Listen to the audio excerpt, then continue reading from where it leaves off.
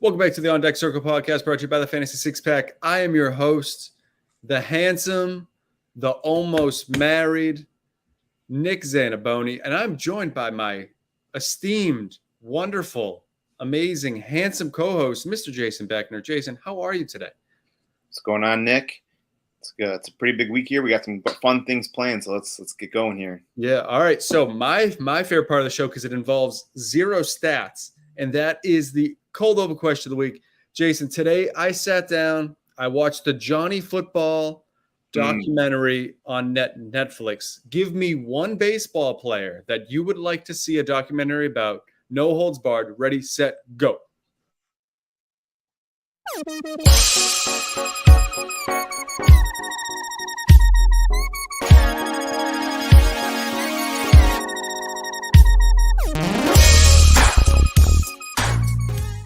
All right, Jason. One, did you watch it? I have not watched it yet. It's on my list to watch. Okay. It looks like a very exciting watch. So yep, it was good. It's on my list. And who do you got? This one's tough. I feel like currently there's not a. I mean, Acuna would be a super cool one. I'm trying to think of like a Jazz Chisholm, someone with a lot of swag. But if I had to go like maybe back a little bit, yep. How could you not go with like a Jose Canseco? Okay. Like a bad boy, all right. In the Oakland days, like that would be so fun. I feel like he'd have a lot of like crazy stories to tell and stuff from his time, those times. I agree. I'm going Josh Hamilton because it's such a good arc.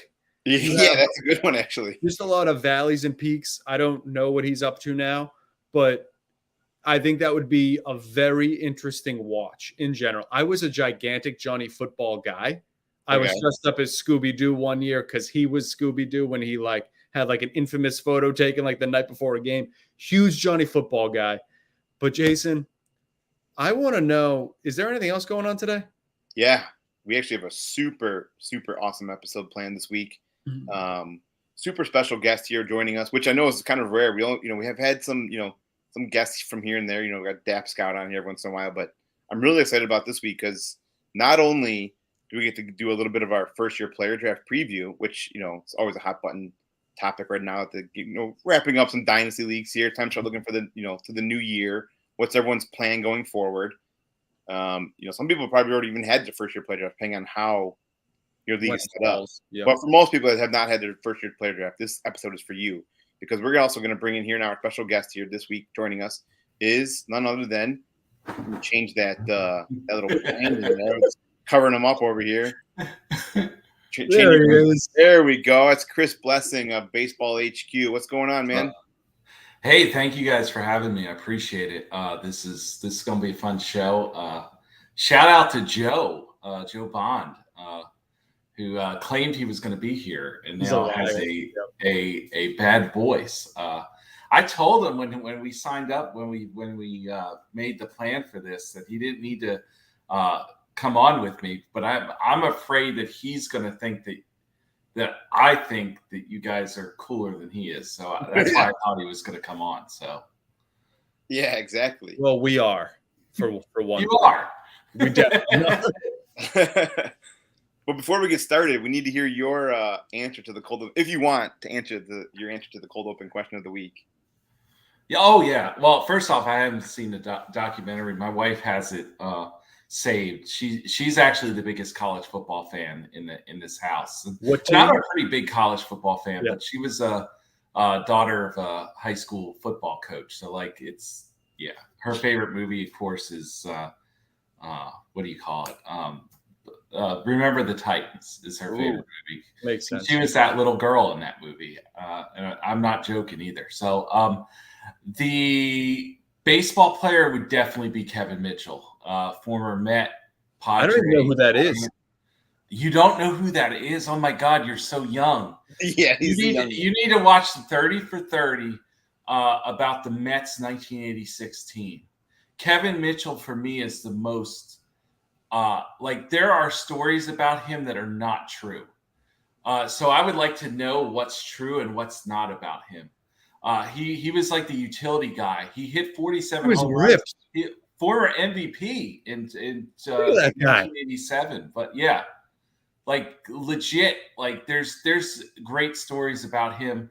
1986, there were brawls where other teams tried to fight him, like try to get like clout, like we can take out Kevin Mitchell. It didn't work. Like watch the documentary, the 30 for 30 about the Mets in 1986. I will do that next.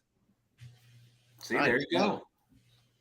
I've already learned something. There you go. Yeah. Before we get started real quick, it's going to take care of some business side of things. Right now, if you want to get great access to Fantasy Six Packs, first year player draft rankings, you can do so by becoming an all access member at fantasysixpack.net/plans. You get access to our, like I said, the first year player draft rankings. We got football season coming up.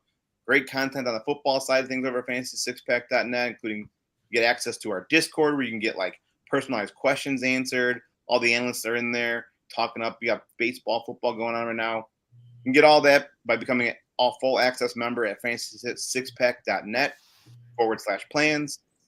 How to get through that quickly, because that's the business side of things. Let's get over that right now.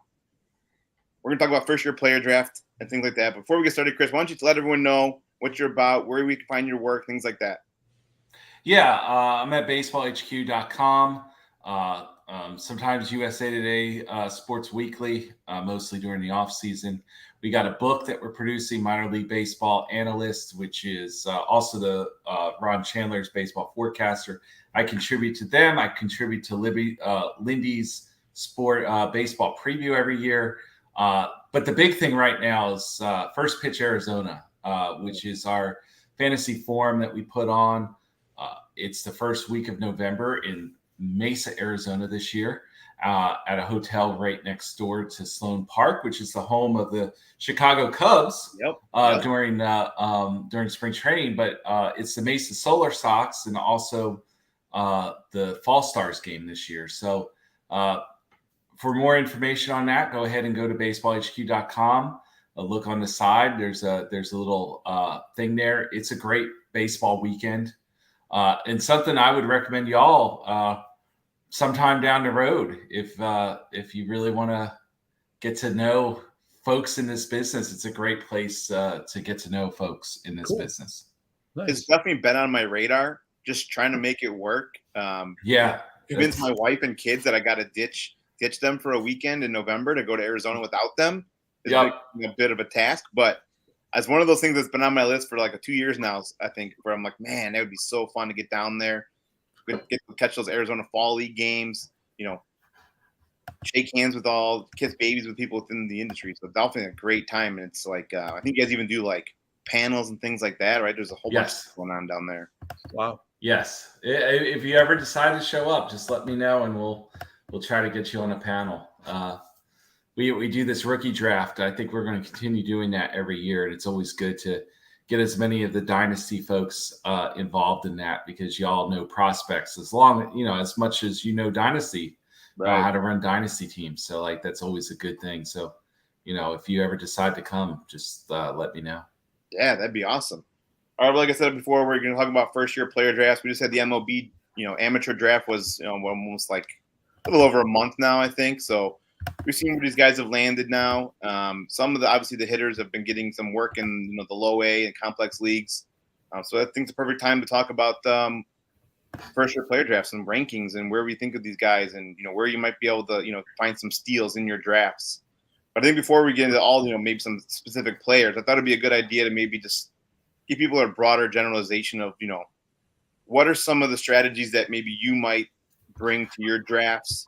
What are just overall, just what you think about when you're preparing for your first year player draft when it comes to dynasty leagues? I'm always about for best player available. I always look at prospects as commodities. I know that we're not supposed to do that. They're human beings and that sort of thing. But if I'm contending in a league, I want the biggest name that I can possibly get out there. Because it's, if you're playing an expert league, of course, that's not, or an industry league. I don't consider myself an expert, but in an industry league, you're not going to pull anything over anybody. But for instance, I always like this, the analogy that I heard from Ian Kahn, who's a really great dynasty player, formerly of the Athletic, and does podcasts and actor and all that good stuff. He likes to try to get the biggest name in different leagues. And the reason for that is when you're looking to acquire somebody, essentially the guy that's going to get you over the top, these prospects are commodities. This draft specifically had 5 guys that are just huge names. And like in most drafts, we'll get a couple if we're lucky. Yep. But we've got 5 in this draft. So my hope in my home league, in my fantasy leagues, is that I have one of the first 5 picks. And I actually, this last week in one of my home leagues, I traded for one of the first 5 picks so I can get one of these guys. My minor league system in that particular Dynasty league is very, very low on talent because I've used it to trade for players. I don't keep guys usually. When I keep guys, it's in the deeper formats.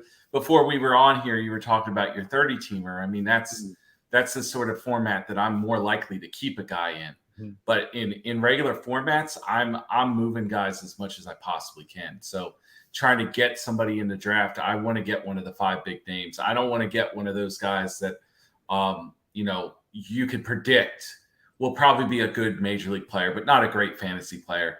I also don't want to get a guy that I have to really wait on to get that value up so then I can trade him. I don't want that either.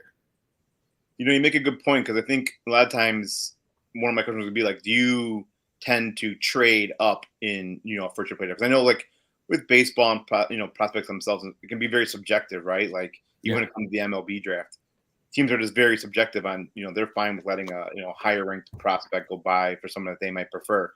And so you were saying that you do like to trade up and get one of those top tier, one of those top 5 picks in the MLB draft, we'll say. Yeah. And this year it's as accessible as it has ever been. Most of the time I can't accomplish that. Partly because in my home leagues, they all know I know prospects. So like, that's a hard thing. Like I have to have them come to me for the deal. I can't really trade guys. There's maybe 3 or 4 guys that know I'm not dirty and I'm not going to trade somebody that I have information on. If I have information on some guy, I don't have him rostered. Like, that non-public information that we all strive to get, but few of us have. Like, I'm not going to take advantage of my league mates in that, but some of them do. In one of my leagues, what the dude's name, the Vasquez guy from Pittsburgh, that got arrested for the child stuff. Oh, yeah. I can only think of his first name, Rivero. It's Vasquez. I know was his name. Yeah. But like, I traded him the day before that came out. I had no clue. But that league that is a home league thinks I knew. Like I had no clue. I wasn't privy to criminal charges. I don't think anybody really was before that. Before he was charged. But like, that's hurt me in that league. So like in that league, this year's been a blessing because I've been able to get one of those top 5 picks in a trade. Yeah, like I think you said, like this year specifically, that top 5 has been like a bit of a tier of themselves, which either one way or the other, you're going to get a really good player out of those top 5 picks. But yeah, I agree. I think trading up in a year like this could be very beneficial, especially if you can throw in some guy that you may have been holding on to your prospect status for a few years now, and combine it with your first or something like that, and trade up and get into that top 5 is a huge success for sure. And that's not even counting the international guys. Like the international crop going in this year is pretty good.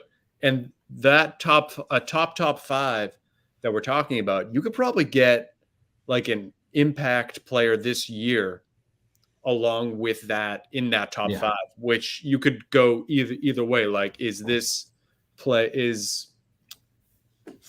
Dylan Cruz going to fetch me something better than this established Japanese pitcher? Like one of those type of things, which is always something I strive to like look for. And it's so funny because one of my leagues, I'm awful at waiting to rebuild. So I just trade everything And then I'm just like, okay, I'll worry about my future in the future. So now I just try and get one of those top 3-4 picks every year. Unfortunately, this year I drafted Drew Jones with the first pick. Should have picked Jackson Holiday. But you know what? I traded Drew Jones anyway. So it doesn't matter. Mm-hmm. He's someone else's problem. So I love the strategy of just getting within that top 4 or 5 picks and just churning and burning, because that's like, you're here to win. You're not here to develop. Mm-hmm.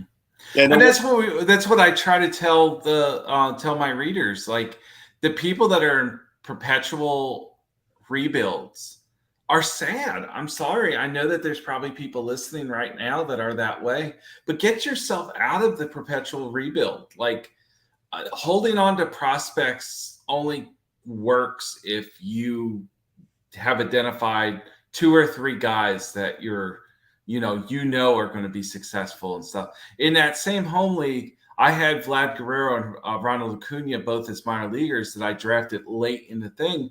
But like, I took guesses on Guerrero. I used sourced information for that. I saw Acuna. I knew that like this guy had a potential of being what he is today. Granted, it wasn't a sure thing at that time because it was in low A, but like that sort of thing still exists. You've got to be sure, if you're rebuilding, that you're basically putting if you're holding a guy, he better come through. That's what it comes down to. He better come through. He better not be the next Joe Adele. Yeah.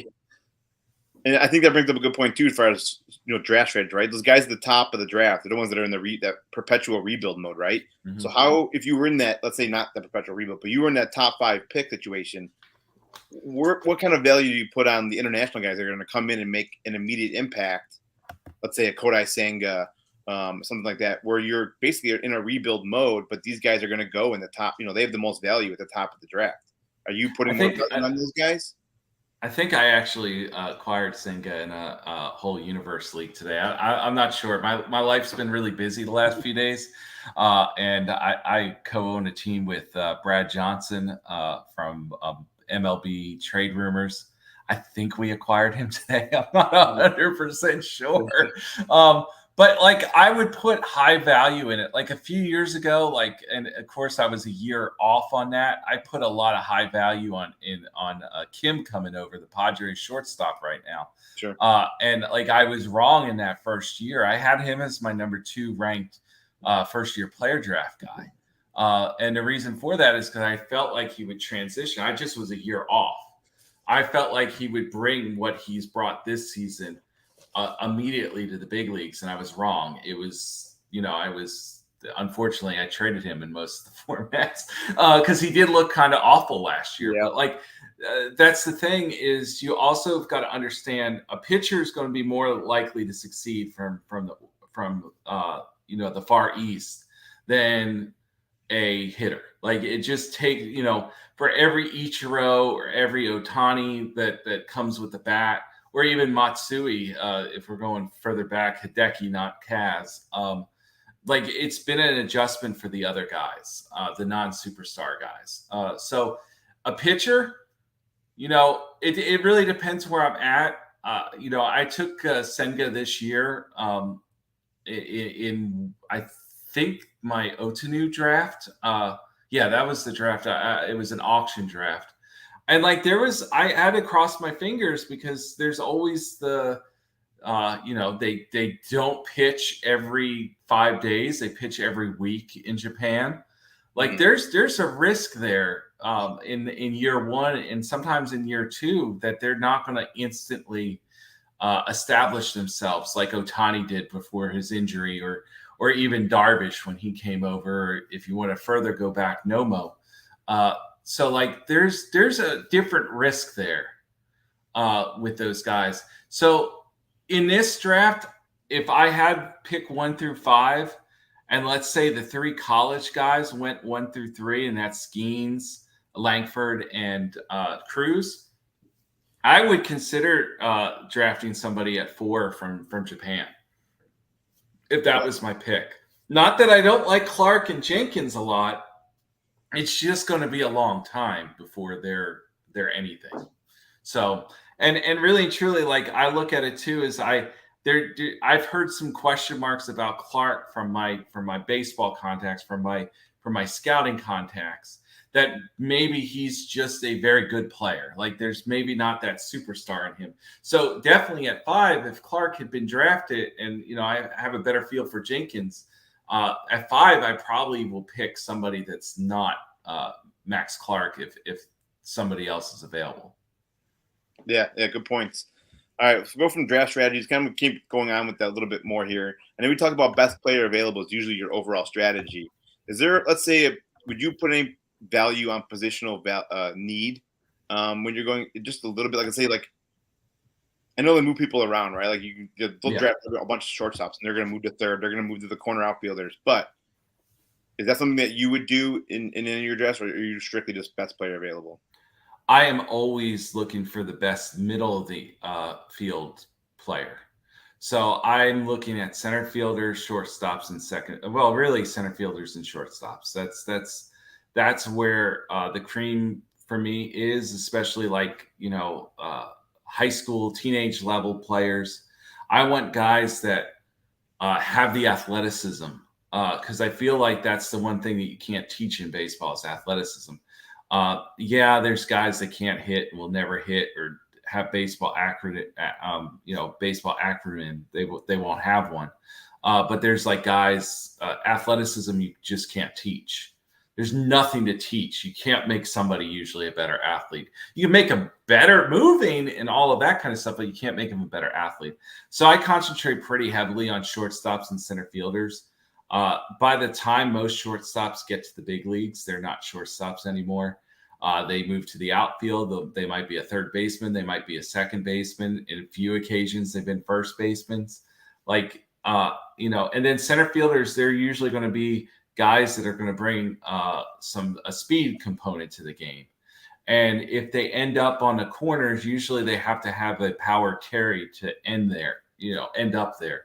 So like I look at that, but like I don't discriminate, after round 1 or after round 2. I'm looking for best overall player, getting deeper into a draft.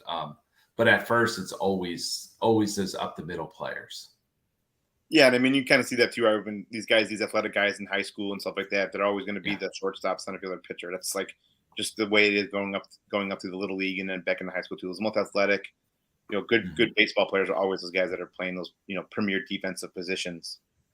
Yeah, and I regularly, for your listeners that have not tuned into, I guess it would be the trademark one, the 6-pack challenge. I've described my strategy there is it's very much like some of the teams drafting major league talent or signing guys in, that's where I come from. I didn't start in fantasy. I started on the scouting side of things. So cool. my whole, I'm different than pretty much everybody else in this space right now. That's fantasy. Some people have come over to my side and done better than me. I think Jeff Ponce has done better than me. I think Chris Clegg is doing awesome work as somebody going to the ballpark and having this dynasty background and all of that kind of stuff. But like the thing is I come from a very different mindset.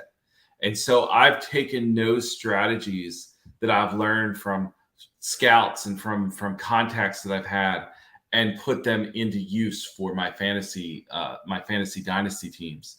And I'll be honest, it's been successful sometimes, and sometimes it hasn't.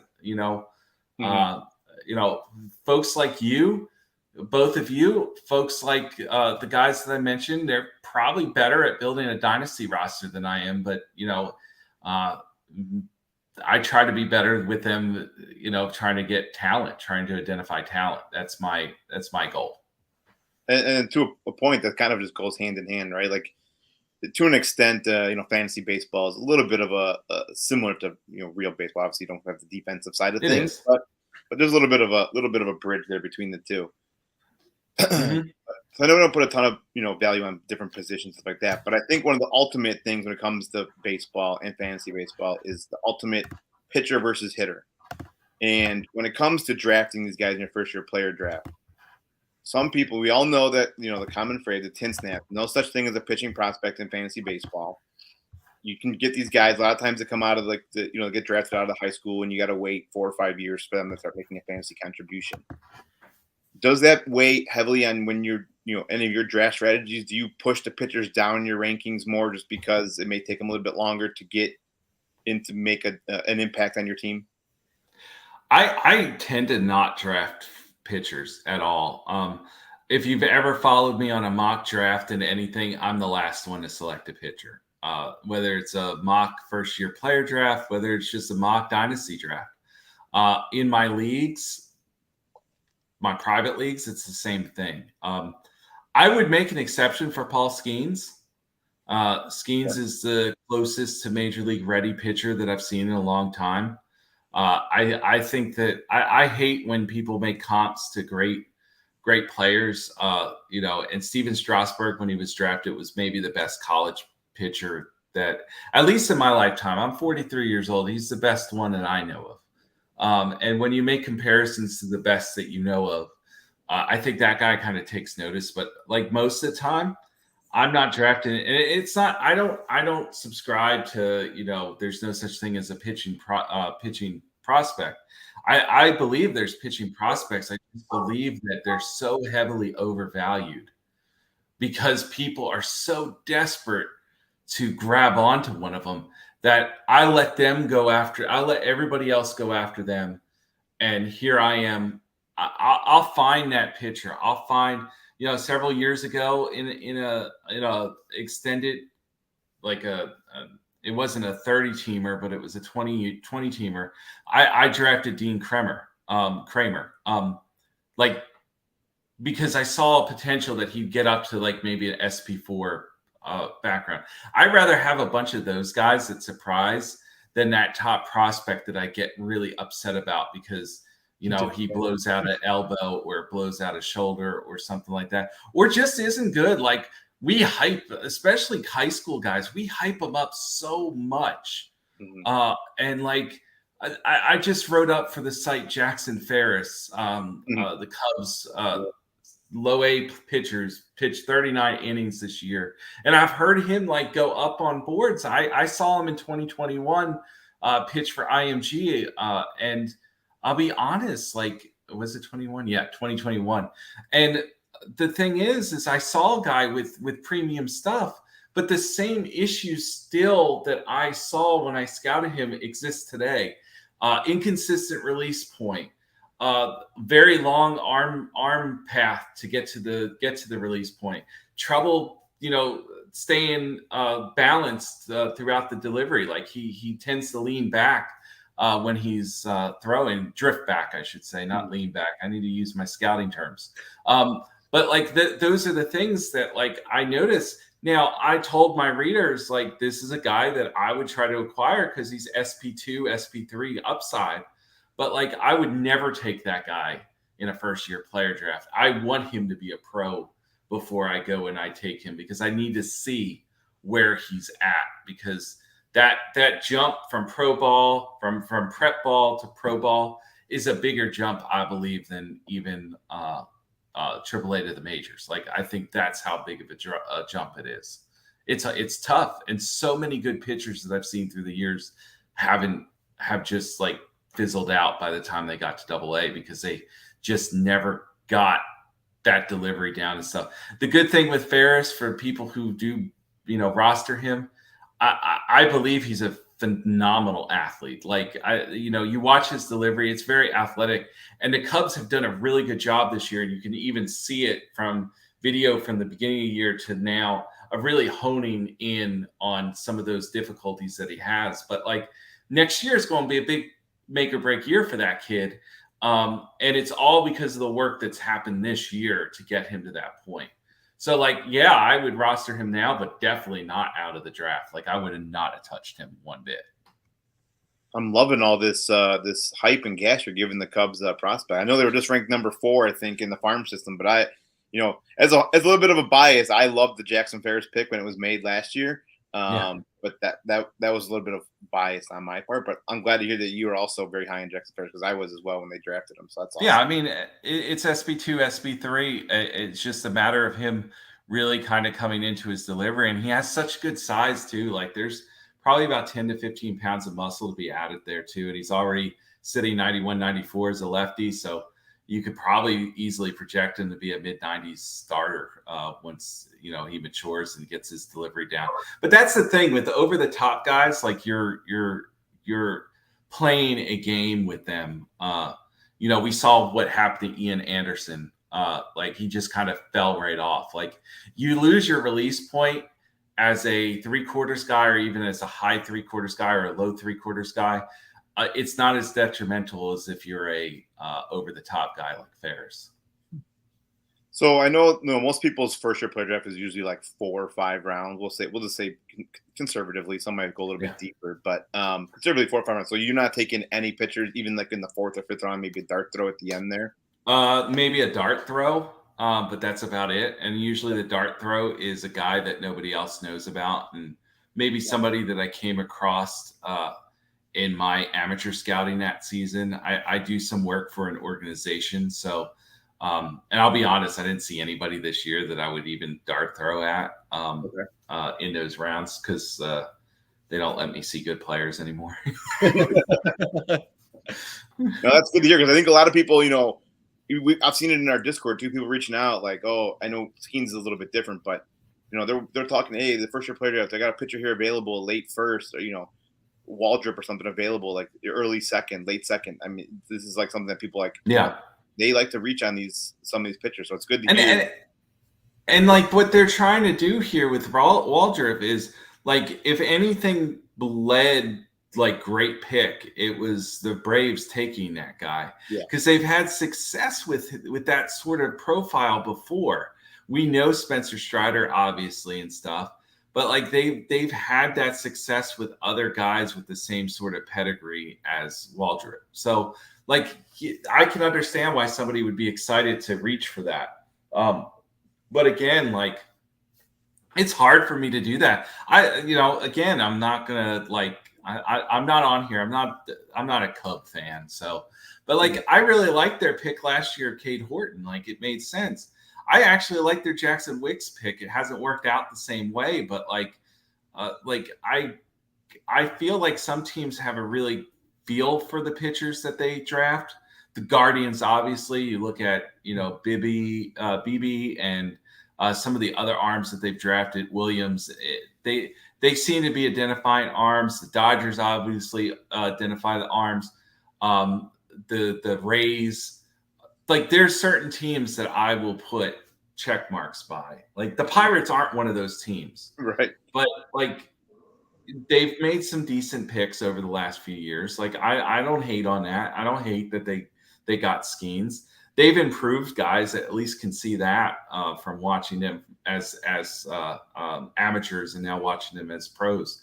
And that's really all you can ask from an organization, even if don't have that high of reputation as some. And I think the Cubs are about to really build a high reputation on producing guys. I don't know if they're going to get up to the Guardian and Dodger level, but there's that next tier that is very much being left out right now. I love to hear that. All right, we're about 33 minutes in. I think it's time to start finally talking about some actual players and names here. We got to over a lot of the strategies here, so let's get into a little bit, some specific names here. I thought it'd be a good time. I called it risers and fallers. It could be just anyone that you might be higher or lower on consensus. Just give us a few names. You can start with risers if you want, whoever you want. Risers, fallers, doesn't matter. Well, I really kind of already said something about Clark. Like, okay, yeah, I did hear that.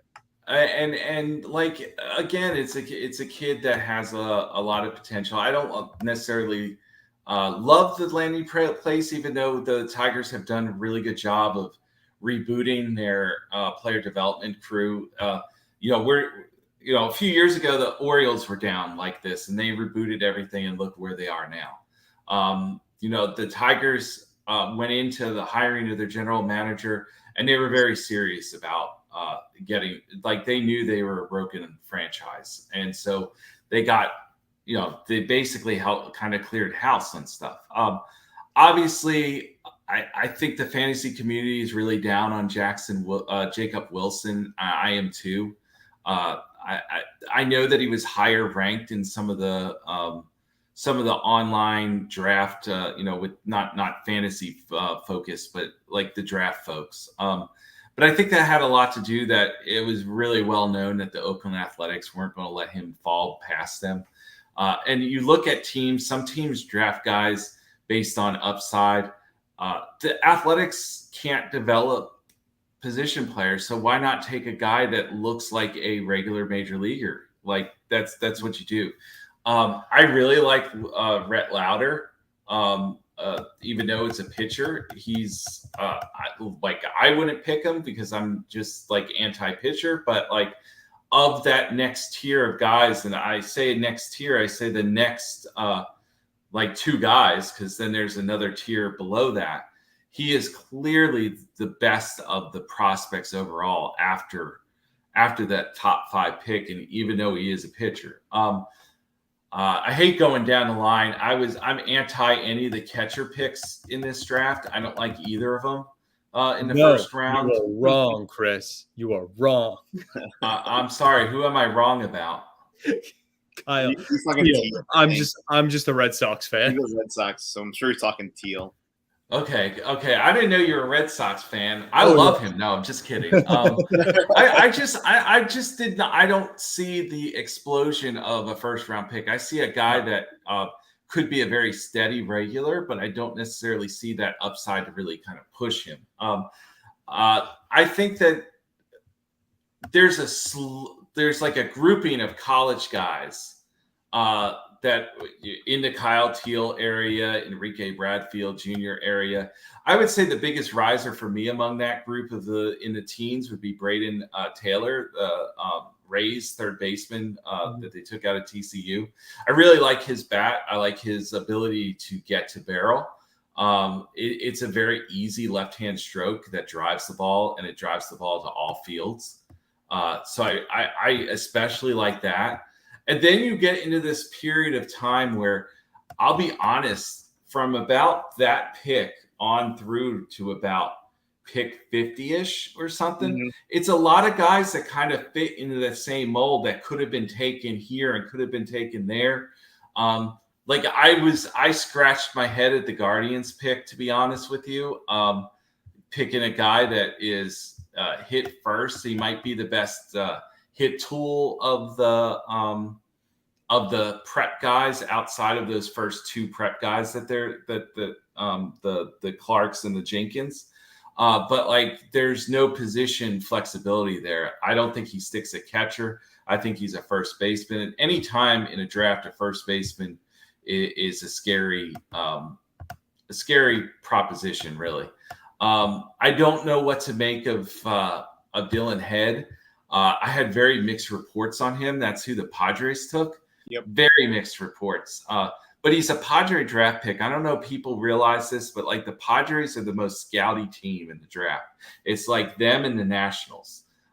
They're more likely to take a flyer on a guy with extremely high upside like Head has, and then also like take on the risk of a guy that might not pan out. Like, they're willing to take risks that teams that are really mostly model driven draft teams would never even consider taking Head. And that's why James Wood fell a few years ago, was because he had a terrible senior year and the models didn't like him, but the scouts loved him because like they could see that projection. Most of the time models are correct. Even when we're talking about amateur guys. I've heard a lot of hype on Ty Pete. I saw Ty Pete. Yeah. I'm not really on to Ty Pete. I think he's a third baseman.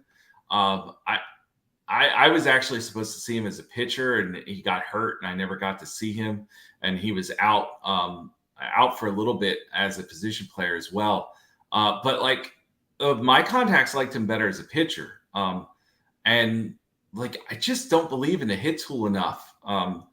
I understand that he has good size and he has a very lean, athletic body, and there's a lot of room to grow into power, and he has flashed that raw power, but I don't think he has enough hit in his profile to really maximize that. And I think that he's also a guy that's going to get slower as he builds on muscle. I don't think he has that sort of body. I really like what the Miami Marlins did, who's one of the worst teams at drafting guys. I really like that they took 2 pitchers with their first 2 picks. But again, I would not bet on any of them because they're, again, high upside type dudes that could easily fail. So, I know that wasn't really truly a rise or faller thing, but I felt like I could go through that first round and just that was great. I like Troy too, the middle infielder from Stanford. I like him too a lot. But that Braden Taylor guy, I think he has the best possibility of being the solid regular type of fantasy player in that range, where Troy might be like a very high batting average, low power type guy. I think Taylor could be both. Yeah, I know you brought up Head, and I'm a little bit of a like Head just more for the fact that he's a local kid. Anytime right here from Flossmoor, south suburb of Chicago, any of the local kids, I'm rooting for him. Even if he doesn't pan out, I'm glad to see him getting drafted. Top 20 of the draft. So I'm rooting. Yeah, I even root for the local guys, and I live in Northwest Georgia with a bunch of local guys around me. Like Cole Wilcox is 2 exits up from here, the Rays prospect.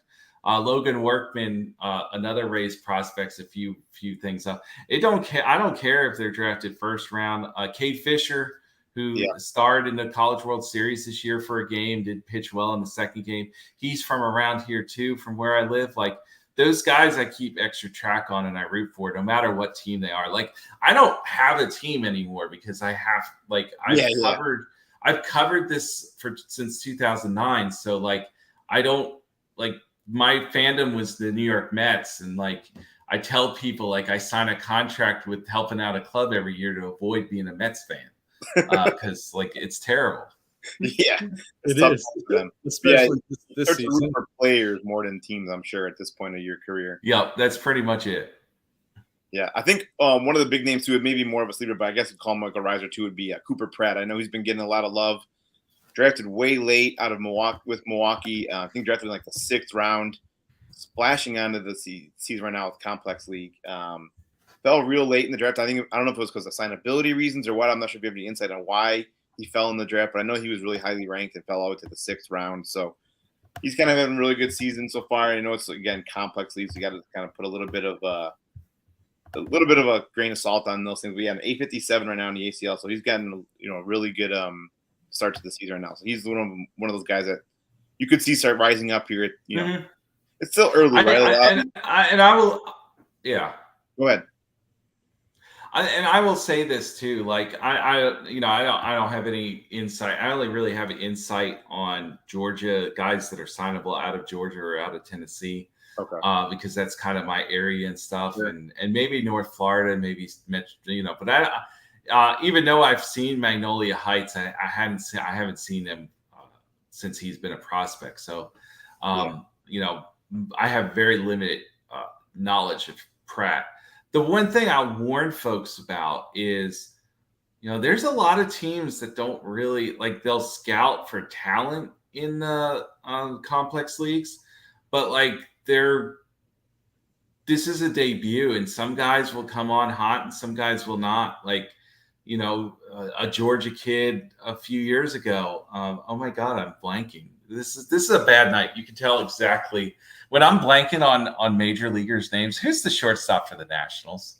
Abrams. There you go. CJ Abrams. Sorry. But CJ Abrams had a huge hot start during that first year. And I think even though he was a top, 5-10 pick, he really did move up pretty quickly on first-year player draft boards. And people took him over other guys that probably needed to be taken. I think Pratt's a good guy. if you're targeting him in round 2 of a first-year player draft, you probably shouldn't. You probably should let him move. You should let him go to somebody else. Take advantage of the guys with the longer track records than just a few weeks in a league like this. And it's just, like I didn't go up on Abrams at that year. I thought he was maybe the 7th or 8th best first year player draft in his draft year. But he ended up being taken in most of those drafts, those first year player drafts during the offseason, 2 or 3. And it was all due to Arizona Fall League. I mean, anybody can hit in the Arizona League. Like, I could go there and hit a home run. Like, I hope nobody challenges me to that. But like I grew up in Tucson, Arizona. Okay, Chris Blessing hit home runs. Chris Blessing had no business hitting home runs. It is very, very dry air, and there's elevation. Those two combinations, the ball just flies, especially when it's the heat of the summer. Like, it's just what it is. So. Just always be wary. I would actually put more stock if Cooper Pratt was in the Florida Complex League compared to the Arizona Complex League. Nice. So you're saying that just because of those the reasons you just mentioned with the thinner air or the drier air and stuff like that for Arizona. Oh, it's thick. I don't know. Like, have you guys ever visited Florida in July or August and September? Yep. Like, it's the worst. I did a turn in 2021. Near Tampa and all that area, Tampa, Clearwater, Bradenton. I had a morning, and yes, COVID was still rampant, and a few of the places were off limits to me. But I had to make phone calls to find a place to go and watch a complex game. I get there, and literally we got through 3 innings, and it started pouring. And they don't have, like, it was done. The game was banged, and then it got started again. Like, I went there, I got 2 at bats of Colton Cowser and 2 at bats of Connor Norby, and that was it. That was my day. It's it's raining all the time, and it's very heavy air, and balls don't travel there. Yeah, that's a good point, because I think, like you said, a lot of times I don't want to put a lot of weight on complex leagues, but it's good to know that I would put more weight on versus Florida versus the Arizona. Yeah. And be happy that your team scouts the complex league, because there's still some teams that apparently don't scout the complex league, like major league teams. So you should be like the good major league teams and pay attention to the complex league, but then also don't put as much weight in it. Yeah, exactly. All right. Well, right now, let's just hypothetically, we're gonna put you on the spot. If you were you had the 1-1 in your league's first year player draft, who are you taking? Might seem a little evident for some, but again, it's always subjective, right? Some people might think differently than others, so it's always good to see who's Chris Blessing's 1-1 in this class. I hate myself for saying this, but it's probably Skeens. And the reason for it is because I think that Dylan Cruz is a very good player. Do I think he could be great? No, but I think it's a pretty strong bet that he's very good. Mm-hmm. I think that Jenkins has the biggest upside of the group, but then he's 18 years old, 19 years old. He's a teenager. I don't want to take that chance. Yep. I feel like Skeens could dominate next year. I think that we've seen so many top pitching prospects flounder right now. He just has. He has, and the key thing for me is the command of his pitches. His fastball is not really that great. It's everything else in his ability to command that fastball that makes the whole package great. So for me, it would definitely be Skeens. I'd go Skeens, Cruz, Langford, then Jenkins, and then Clark. And I would probably punt Clark. Like, again, I would probably go with one of the Japanese pitchers, more than likely. Yeah, I think obviously Clark was drafted high, but he's also getting a little bit of helium right now with the debut he's having in the last couple of weeks here. He's getting a little bit of more helium. He's getting hit that game-winning home run a couple of weeks ago, so he's been getting some helium. Obviously, the Matt Clark, but you're pushing him. And down. I might be totally wrong. Maybe my contacts are betraying me, and maybe the video that I watched maybe betraying me. See, that's the thing is, like, in this game, you put your best opinion forward. Yeah. And you're going to be wrong sometimes. You're going to be right sometimes. Thankfully, I've been right more times than not. Yeah. But for every, I've messed up several different, I'll be honest. I saw James Wood, and I'll be honest, I didn't think he'd be this good. I saw a very athletic, strong kid who had one of the worst swings I've ever seen from a top prospect in his prep year, his senior year. It was bad. I sent video around of it. That's how bad it was, and said, "This is the top prospect." I don't get it. He's been nothing but great since he's been a pro. So yeah.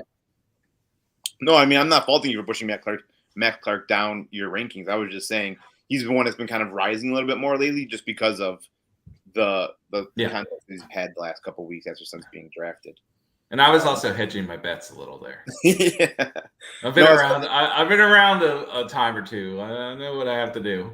Yeah, and you kind of told me, we had this debate a couple of weeks ago when right after the draft happened, we had a little bit of an MLB draft recap show, and I questioned Nick, who's your 1-1, Skeens or Cruz? And at the time, this was obviously before any of them had made their debut. It was just a week after the draft. I hitched my wagon to Cruz, and as of right now, today, I think I'm still on Cruz, but it's very close. I think you're right. I think Skeens has the ability to be not just an ace for a team, but a top 5 pitcher in this league. And he will be making this opening day roster, I feel like, next year for sure. So he's also getting basically an immediate impact pitcher on your team as well, where Cruz may be another year away. So I might be leaning more towards, you're kind of pushing me even further towards that Skeens as being the 1-1. He finally made his debut, and he had an awesome debut. I know it was a small one, but I think I might be pushing me even a little bit more closer to that Skeens over Cruz at 1-1. So yeah, I just wish they would send him up to high A so I could see him before the end of the year.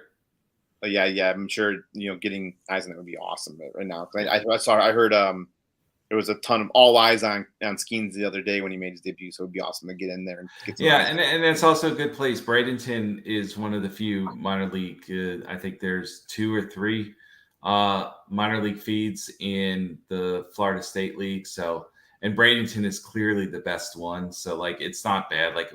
That gives the opportunity for all of us to see him and stuff. And I'll be honest, video, you get 90 to 95% of the story. So that's a lot to go by for, making these decisions for fantasy. That's a lot to go by. I mean, there's major league teams that don't visit college players until the conference tournament. If it's working for them, then it should be working for you as well. Yeah. No, that's wild that they just wait till the last month of the season to get out there and get the scouting done. Well, I mean, it's all on video. That's the thing. Yeah, everybody has data now, and you have products like Synergy that some people on our side of things have, the Baseball Americas probably have that, and Pipeline, and maybe Fangraphs has that sort of thing. But that is a game changer for organizations, because they can get all angles, and then they can dedicate their scouts to those prep guys where they don't have coverage, or those D2 or D3 or NAIA guys. So you can get 90%, but they still go to those games in the conference tournament because they still need that 5 to 10% that they're not getting off of video. Yeah, for sure. All right. Well, I thought it'd be a good idea to end the episode on, give us maybe 1 or 2 names. It could be just one, or could, outside of the top 10, or we'll say top 5 guys. We kind of talked about the top 5 guys. Who's one guy that you have to leave your draft with? It could be late first. It could be someone that you take in the 5th round. Just somebody that you are high on, maybe higher than most. Or somebody that I'm not leaving my first-year player draft without X player. Oh my God, I was so ready for this question. It's on my other screen. No worries. Yeah, I have one screen here. I am probably hitching a flag on, and this is a weird flag because I don't, again, normally. The weirder the better, I feel like. Everyone's normally go for this, but I really, really like There he is. Jake Geloff, outfielder for the Dodgers. So late in my draft, he went 60th overall, so second round. I really believe that like he's a guy that can move up and he'll be a solid player. And if I can get him in the third or fourth round of a draft, I'll be happy. Like that's a put the flag in. He's a guy that I've tried to acquire, just like his brother with the Athletics. I tried to acquire him his draft year, but it was a much leaner class and it was hard to wait for him. You had to kind of pick up his brother before that, before you had an opportunity to do that. And then, I've already kind of mentioned it. Brayden Taylor's a guy that if I don't have one of those first 5 picks, he's probably going to be the dude that I try to acquire. Maybe the 7th or 8th pick if I have that's where I won't let him get past me if I'm at pick 8, if that makes sense. Yeah, no, that's awesome. That's like one of those names. Like I said, it's like one of the guys that maybe one's not thinking about it out of the top 5. And I think the Geloff or that's the type of guy. Yeah, he's the type of guy that everyone's taking pictures and he keeps falling down. Like you said, you can grab him in like the 3rd, 4th round because everyone's too busy taking all the prospects in front of you. And while we're zigging, they're zagging. Yeah, everybody overdrafted his brother, and now everybody's underdrafting him, and I think he's clearly the better player. Oh, that's good to hear because he's, Geloff's now up in the majors and making them, the name. Yeah, he's doing solid. Yeah. Well, that's awesome, man. I like everything you brought tonight has been awesome. I learned so much. It's been such a pleasure having you on, man. I really appreciate your time tonight. Why don't you go ahead and let everyone know again? Maybe they missed the first step of the episode. Let them know where you're at, where they can find your work, and C_Blessing on X, formerly known as Twitter. I am also the host of the Eyes Have It podcast. This week we had it was just Brent Hershey, who's the co-general manager of BaseballHQ. He's my co-host on every other week. We had him on. We really kind of just talked about some of the Marlins guys that I saw this last week that are really bad, by the way, like Jacob Berry and breaks my heart. Oh my God, man! You shouldn't have drafted him if you drafted him. I'm sorry. It did. It was kind of high too.